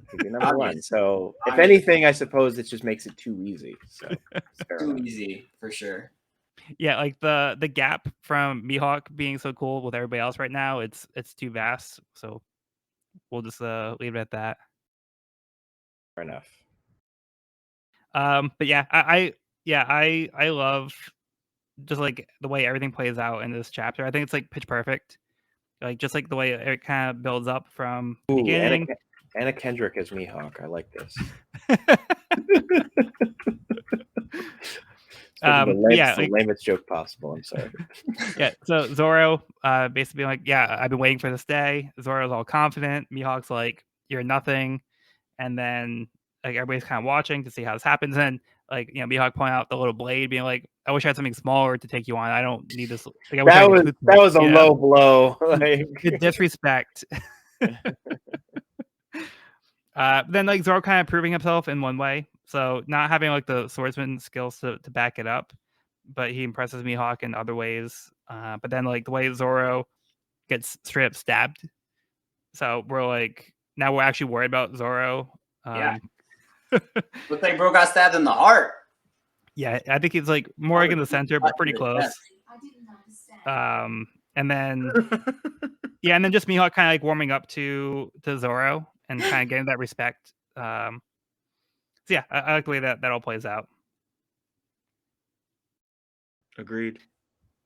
Oh, also, yeah, we didn't talk about what the Eats Blue actually is. Oh yeah, that is kind of got dropped in totally randomly. That was so weird. It was just kind of slipped in there, but now we know what the East Blue is. The East Blue is Weenie Hut Jr. Weenie Hut Jr. Yeah, the only reason why it's explained is because like Mihawk just wants to say, yeah, East Blue is like the weakest. Yeah, but yeah, that's it. So there's like it's broken up into the north, east, west, and south. So it's just the way that the world's divided. So right now we're in the East Blue, and then you can get to the Grand Line from any of the other blues. But yeah, so finally an explanation. Mm-hmm. Mm-hmm. I mean, it's been on the spine for every book so far. Yeah. Every book so far. Nice that we finally got an explanation of that. Mm-hmm. Pretty random, but I'll take it. Like right in the middle of the boss battle. Like yeah, right in the middle of the boss battle. Yeah, let's just get a little bit of lore in here real quick. Yeah. Yeah, I like how like Mihawk asks Zoro for his name because he wants to know. He actually wants to know who's fighting now, and he takes out his actual sword. He's like, I'm gonna put away the toothpick. I'm gonna fight the real sword. Give like an honorable death. And then yeah, like Luffy not interfering, respecting Zoro enough to let him fight his own fight because he has confidence in Zoro. But then things turn pretty quickly at the end here. Zoro's not doing so good. All right. So any other thoughts before we move on? I mean, I hope Zoro's okay. He got slashed across the stomach, so here we go, I guess. It got spoiled for us at the end of the last book. This was like the preview of if you turn it. Yeah. I'm not gonna read the end of this book, I'll tell you that much. Oh, that's right. Yeah. Stopping on the last That was a page. preview page from volume 5. Yeah. Yeah, that was the preview page. So you can't look at the first pages or the last pages of any of these books. I guess not. I think they like assume that you've read it before. Why would you assume that? Yeah, like, oh, you must have been collecting it like from Weekly Shonen Jump, so now you can Yep. have it collected. There you go. Guess I'm too far behind. No, you're not. You're We right all where were you're at one- supposed to be. We all were at one point, yeah. All right, so let's go on to the next chapter. Chapter 52, The Oath. The crowd can't believe that the infamous pirate hunter Zoro was defeated so easily, which shows how powerful the Grand Line is. Zoro falls into the water as Johnny and Yosaku dive in to save him. Luffy stretches over to attack Mihawk, surprising everyone else that he has a devil fruit power. Mihawk dodges the attack with little effort, causing Luffy to crash into part of the ship behind him. Mihawk compliments Luffy for letting Zoro fight his battle to the end, but lets him know that he left Zoro alive. The pair of bounty hunters manage to pull Zoro aboard their boat. The world's greatest swordsman formally introduces himself as Dracula Mihawk, clearly seeing something in Zoro. He encourages Zoro to grow, see the world, and challenges Zoro to surpass him someday. Mihawk then asks Luffy what his goal is, which is to be the king of the pirates, of course. Mihawk acknowledges that this is an even more dangerous path than Zoro's, but Luffy is not deterred. Usopp joins Johnny and Yosaku to tend to Zoro's wounds. They ask him to say something. Zoro raises his sword. He boldly declares to Luffy, "I will never lose again." He asks Luffy if he's got a problem with that, but Luffy says not at all. Mihawk says that they make a good team, and he hopes to see them again someday. As Mihawk is about to take his leave, Krieg confronts the swordsman. Mihawk had come here to finish off Krieg, but he's had enough fun for now and would prefer to take a nap. Not ready to let his chance at revenge get away, Krieg starts blasting at Mihawk. Mihawk is barely inconvenienced and slashes towards Krieg before vanishing. This causes the remains of Krieg's ship to cause even more waves. Luffy orders Usopp to take Zoro away to go after Nami while he stays here to recruit Sanji. Now that Mihawk is gone, the Baratie still has to deal with Krieg. Luffy offers to take care of Krieg in order to pay off his debt to Zeph, which Zeph gladly accepts.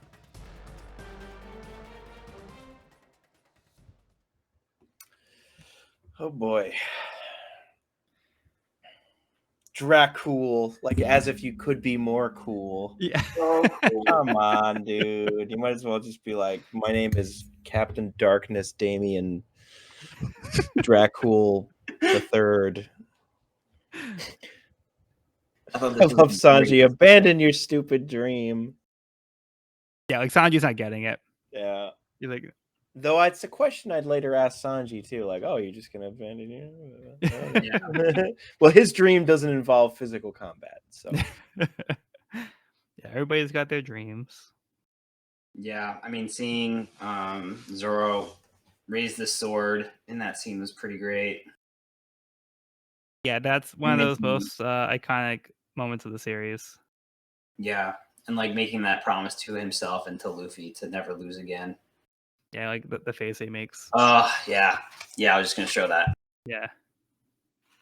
So much emotion. But I appreciate, I mean, credit to Luffy for diving in as soon as he thinks Zoro was killed. And yeah, it's real credit to you there, buddy, even though it doesn't seem to do much. and Mihawk even shows respect for that. And then at the end of this whole battle, Mihawk's kind of like pulls a Goku and is like, "I'm not going to kill you this time. I want you to like get stronger so that we can fight again." Which seems more of like a hero move than a villain move, you know? Yeah, I know. We can't put him on the villain ranking. He's a formidable adversary. Like, doesn't really seem to be villain or hero, you know, kind of adversary is a good way. Rival, adversary is a good way of putting it. Rival. Yeah, because he could easily come in here and take care of Krieg and just resolve that whole issue. Totally. But he's like, I'm not even gonna bother at this point. I've come here. I had fun. Did what I wanted to do. I had a good day. Now I'm tired. I'm gonna go take a nap. So he knows when to call it. But yeah, he could easily dispatch like Krieg right now with a little effort. Probably get a Yeah. good chunk of change for it, but clearly money is not his primary goal. And then he even like actively encourages Zoro to fight him someday. So again, like he doesn't want to kill Zoro because I think he's eager for the challenge. So I think he sees potential in Zoro. So he wants to kind of foster that and also challenge himself. So I guess kind of again the same thing we are just talking about, how like Zoro and Luffy were saying if they can't defeat this opponent, then they have no right to call themselves like the best. Right. So I guess Mihawk's also gonna try to challenge his skills by having Zoro kind of rise up too. Yeah, that's a good point. I like Mihawk being like, "What's your goal? I'll be king of the pirates." That's even more dangerous than me. Yeah. Like that's even like, oh shit, like that's even harder than trying to get better than me. So good Yeah. luck, buddy. Yeah. It was just really cool, I think, seeing Mihawk and Zoro's interactions this whole time. So we've gotten kind of like a taste of like swordsmanship and there's almost kind of like a samurai like code of respect kind of vibe that Zoro kind of gives off. And so it's really cool seeing that mirrored with Mihawk and him also like respecting Zoro's lifestyle and his choices and his dream, to the point where he's like, I'm going to spare you and I'd love to fight you again in the future when you're stronger, because Yeah. I think you would be a more formidable opponent. Right. I think that was a very cool development for that to take, and a big eye opener for Zoro, Yeah. who so far it has like just demolished everyone with no real difficulty, I feel. Yeah. An eye opener after he had his guts opened. Chest opener, eye opener, all in the same. All the same. Yeah, I kind of like referenced this earlier, but he called like Zoro like a frog in a pond, because just like it's a bigger world out there than he realizes. So I think Zoro is kind of getting like a reality check here. One that was probably necessary, even if a bit Yeah, he's been grievously humbled. painful. Yeah. Yeah. I was a really big fan of this spread. Yeah, all different characters, Yeah, it's especially like very Usopp's good. face in that one. Usopp never fails to have a good Usopp face. Sanji looking cool. Sanji looking cool. Luffy's Everybody eating, of course. Of course. Like, I feel like this is pretty great. Nami's making her peace. I just took off with all your treasure face. Yeah. Yeah, what's Nami doing there? She's not part of the crew anymore. I don't know. Yeah, what? Thought she was gone. Yeah. Well, she's one of the characters that's had the most screen time up to this point. Yeah, so I guess they had to include her. You know. She's one of the core three. I mean, this is really where it all took off for me, and back in high school and whatever, like early college, I was just like, oh, okay, here we go. I was locked in. Though again, this still didn't mean it was my favorite yet. It wasn't the first one I read. It just meant I was committed to the series. It wasn't my favorite. It was my favorite chapter of this manga, but it wasn't my favorite manga in the Shonen Jump magazine yet. That's coming later. This is where you kind of like raise your eyebrow like Mihawk when you're like, oh, maybe this Zoro character. This is me being like, surpass.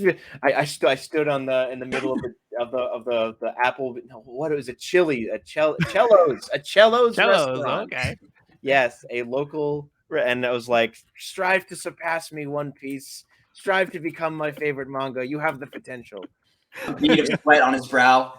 Yeah, exactly. I had a little bead of sweat. I'm like, what's that doing there? Maybe it'll be explained later. Probably not. I wasn't stressed. No. I was invigorated.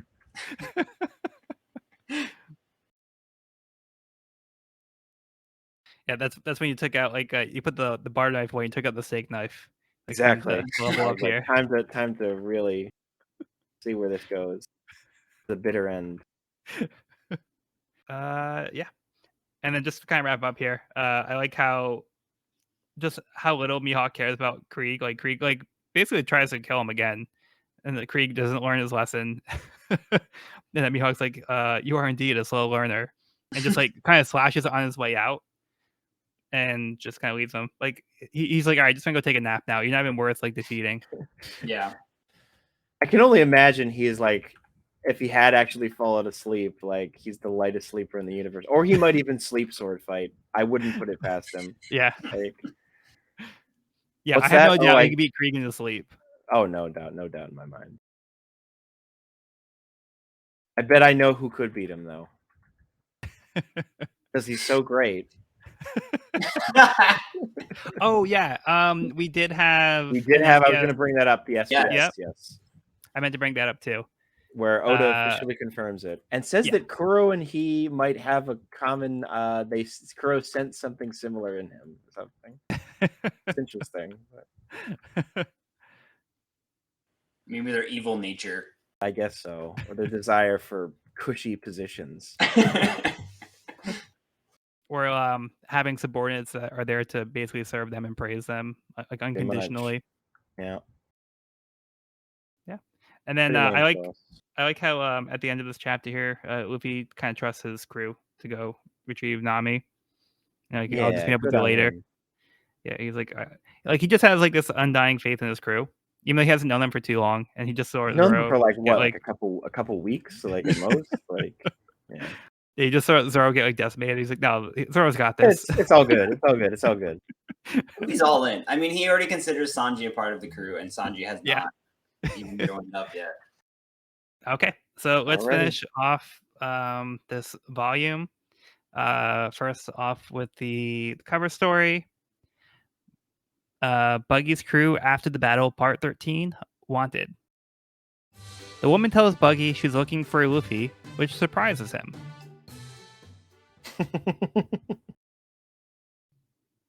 Who I is love this? that reaction. Like, he's so surprised his body literally pops apart. That's a great little detail. Yeah. Yeah, so this woman's looking for Buggy. I'm sorry, looking for Luffy for some reason.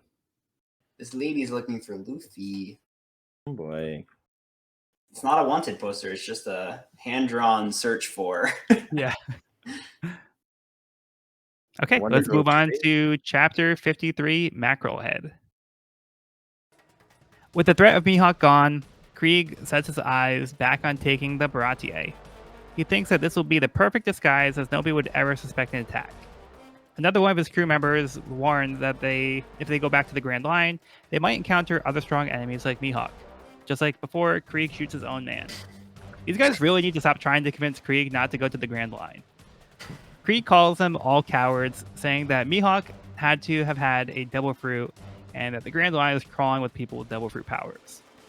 Krieg again thinks Zeph must have some secrets about the Grand Line in his logbook that will help them deal with devil fruit users, along with the location of the One Piece. Wow, he seems to think Zeph has all the answers in this logbook from his 1 year on the He Grand really Line. does. Luffy is excited to take on Krieg and make sure Zeph will honor the deal, which would be better in the long run to avoid the additional damage Luffy would cause over a year. Sanji tells the cooks to open the fins of the Baratier so they can fight without damaging the inside of the restaurant. Luffy launches himself over to the Krieg pirates and knocks a bunch of them over.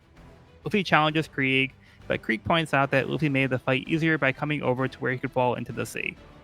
Patty and Carne mount an attack using the Mackerel Head 1, which is the fish head of the restaurant that detaches to become a ship.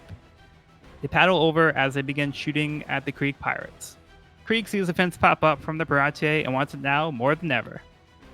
Patty and Carne turn the sights on Don Krieg himself and begin their attack, but Krieg manages to stop the ship in its tracks. He tosses the ship right at the Baratier. Fortunately, Sanji is able to jump in the air and kick the ship away from the restaurant.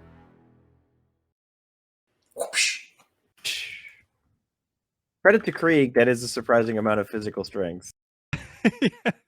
Yeah. Big ship. It's like with one hand, right? Paddle boat, actually. Yeah. Paddle boat. I do love. Yeah, it's like a paddle boat. The fish detaches. It's so good. Yeah. The restaurant going into Mackerel fight 1. mode. A Is there Mackerel Mackerel 1. 2? Mackerel 3? How many You can mackerels only are there? guess. Enough to feed everyone. Death. It's But the yeah, Mackerel. I mean, Mackerel Head 1, the pride of Baratier. and it just gets like thrown like a little toy. Such Yeah, a great sure. scene, though. That was fun. It was fun seeing the restaurant go into full fight mode and just like completely transform. Yeah, the fins were a nice touch to kind of put like a stage for them to fight. Yep. So that they can keep all the damage to the outside instead of going on the inside. And I like how also in this panel we can still see the hole in the roof just for continuity. That's a good point. So yeah, we hopefully we don't get any more holes in the roof, but we'll see. I mean, if Luffy can pull off his scheme, then they can avoid that. Hopefully, Yeah, accidentally he's got to chucks stick it out of there. chucks a garbage bag up there and is like, "Whoops." Oh well. And I like how Zeph is basically like, yeah, this is a good deal. I've seen the destruction you've caused like in the 2 days you've been here. Better better save the restaurant more trauma by having you like get out of here as soon as possible. Yeah, Exactly. we get to see a real Sanji kick, which we've seen him kick a few things now, a few faces, a boat.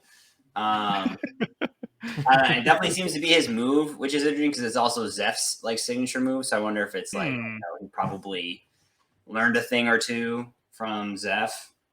Maybe. And you do kind of get like a fatherly figure, Zeph and Sanji. I feel like he kind of looks up to Zeph, even though they're shit talking each other all the time and calling each other names. I still feel like there's, Zeph kind of pushing him to like move on and do other things and kind of like move out of the. I don't know. I get that vibe between them. It feels more That's like I want you to go out and live your life as opposed to like I want you to get out of here because I hate you. But yeah, it's kind of like they kind of like they have like that kind of strange relationship where like yeah. Good Zeph hunting. Every day I look over there and I hope you're not there. You know what I'm referencing, Joel? Or No. in the movie Good Will Hunting, Ben Affleck's character wants Oh. Matt Damon's character to leave and move on from South Boston and become something of himself. That's right. That's right. Yeah, I have seen that movie. Yes. That's the movie too. Yeah, I'm starting to see that side of Sanji. He's more than just a lecherous not waiter. He's more than just like a womanizing smoker. Well, he is that too. Yeah, but we have seen like the side too. Again, he's shown like a level of care for people by wanting to feed them. So he does have a passion for cooking. Yep. I think he's overall a pretty likable character, even though he can be kind of weird at times. Yep, I agree. Yeah, he has positives. He has negatives. He was kind of my favorite character when I first read it back in the day I was like, I just like the very suave style he has. Yeah, that's a good. Suave is a good describer for him. Agreed. Yeah, he just kind of has like almost kind of like that laid back, nonchalant kind of like you said, like suave kind of like air about him. But now we see him kind of get into action. Yeah, so we can kind of get a better idea of like what his style's like. He's got those kicks with that super long leg. It looks like it's 3 times as long as his body. Yeah, we'll just let that go. Yeah, I like that. I like that though. I think it's a stylistic choice that works for me, especially because like his jacket and his pants kind of blend in together, so it kind of adds to that illusion to make things look longer. One of those things that everyone's mouth grow 8 to 10 times its normal size in most action scenes. So I think there's room for exaggeration. Yeah, or even like Usopp's nose bending and stuff like that. Oh my gosh, so funny. Yeah, those are the final details that I feel like because of the style of the series, like he can do those kinds of things and get away with it. And it to me, it comes off more like a strength. It is. I agree 100%. And it's been like that from the very start. It's been like a very playful, like emoting kind of animated style, which I really love. And then when it's serious, it gets like really badass. Like I feel like it has incredibly badass cells and also like laugh out loud, goofy over the top cells. Exactly. So yeah, that's one thing I consistently say about One Piece is that it's really good at balancing like very different tones while like still doing like everything like really well. It's not like Mhm. it doesn't feel like it suffers like in the humor level or like the cool like serious moments or like the themes that it touches on. I just Yeah, feel like it does like a really good job of doing a balancing act and doing everything like really well. I totally agree. And I feel like at this point, as a reader, like a new reader, you've kind of like settled into his writing style, and I kind of get like his often sarcastic like sense of humor, and so I'm kind of able to just like I think read that more naturally and have like laugh out loud moments where I just like Yeah. I'm like in it. I'm just in it, you know. Yeah. I'm really enjoying it, and it's clicking for me. Good. Yeah, I'm really glad to hear that you're enjoying it so much. Um, yeah, like Sean and I keep teasing. Yeah, it just keeps getting better. So It Yeah. really does just keep getting better, and I think this volume was like by far the best fight scene that we've seen so far, yeah, hands yeah, down. all the Mihawk stuff is fantastic. So The way good, that all plays out, like iconic stuff. Um, absolutely. yeah, definitely a high point of the series so far. Yep.